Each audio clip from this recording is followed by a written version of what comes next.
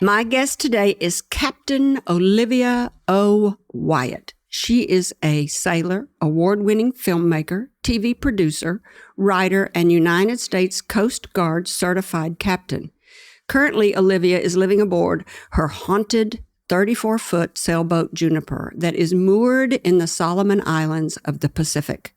Akin to street cred, Olivia's sailing cred is beyond impressive. Captain Wyatt, as I like to call her, has over 11,000 nautical miles of Pacific Ocean beneath her boat and has sailed more than 9,000 of those miles solo. Today, Olivia has set her sights on the 2026 Golden Globe race. Some of the rules are sailors must sail alone, nonstop, in retrofitted sailboats using 1968 technology.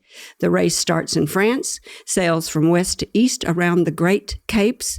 Interestingly, more people have been to space than have rounded the Capes, and she will be the first American woman to do so solo. It is with great pleasure to welcome to the table the smart, pretty, brave, ambitious, creative, award-winning ethnographic filmmaker and sailor, Captain Olivia O Wyatt. Hello, good afternoon. If that hasn't whet your appetite for this show, I don't know if there's anything that ever would. I'm still stuck on the haunted boat part at the beginning. Never mind all the other stuff. We'll get to it. We'll get to it. What made you decide to challenge yourself like that? Was there something in your upbringing?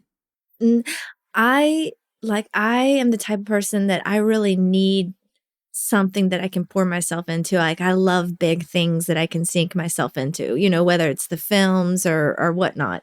And I was at a point, I'll tell y'all, my father passed away about 6 months ago, and it kind of makes you look at life a bit differently. And I love cruising, but I needed something more. And I was in Vanuatu at the time, and I had just been thinking, what's next for me? I was going to maybe go back to school for screenwriting, or I was thinking about getting my pilot's license. I mean, I was going to keep the boat, but I wanted something big. I wanted to learn. I was thirsty to learn new things.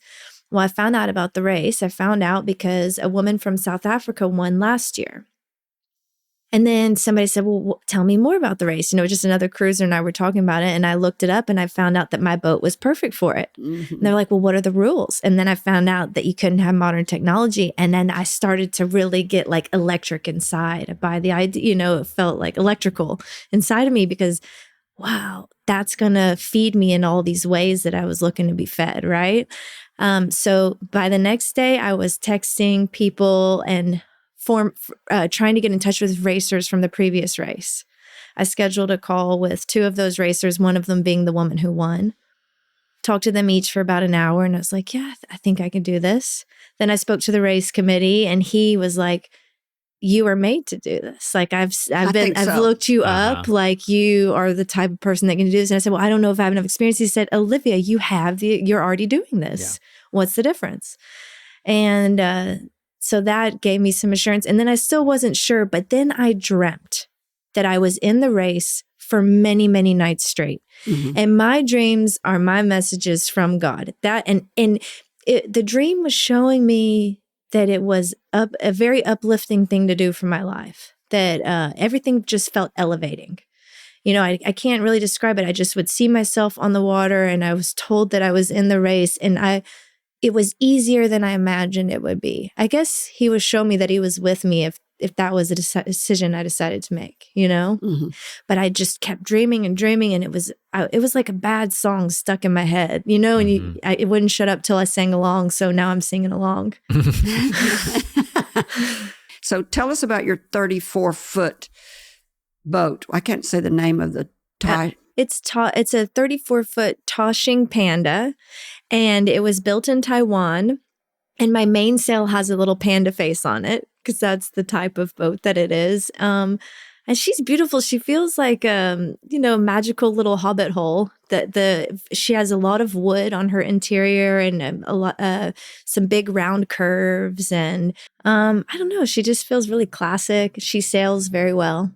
And she's Juniper. Juniper. Yeah, the previous owner died on board, I believe. That's why it's haunted.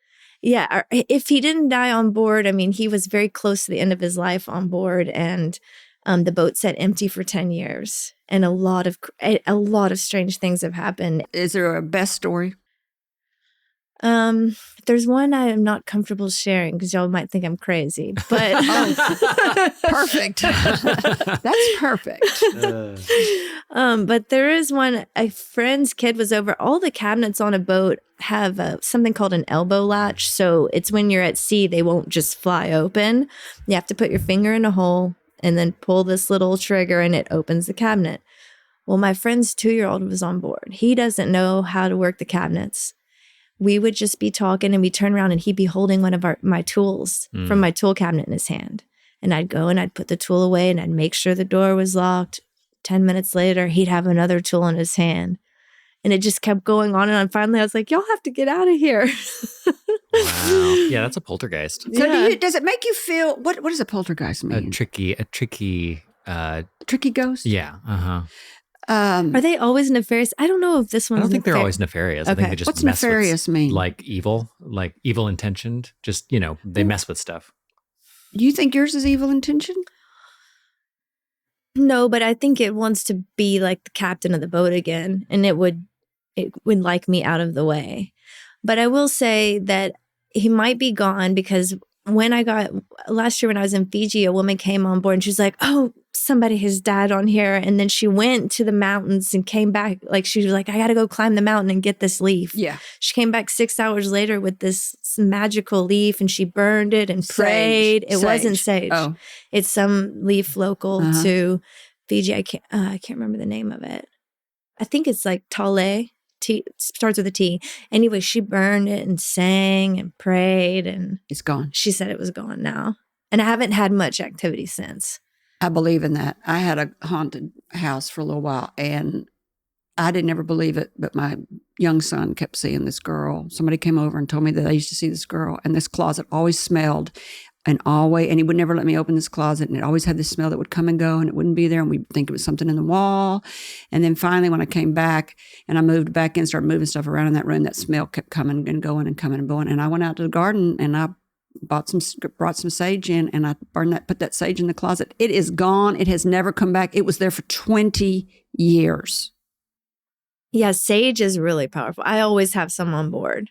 But this one, I mean, he wasn't moving with sage. Oh. I saged every cabinet. I saged everything. I was praying on my own. But this lady, I think, was more powerful than I am. If you enjoyed this video, be sure to check out the full interview on the right side of the screen.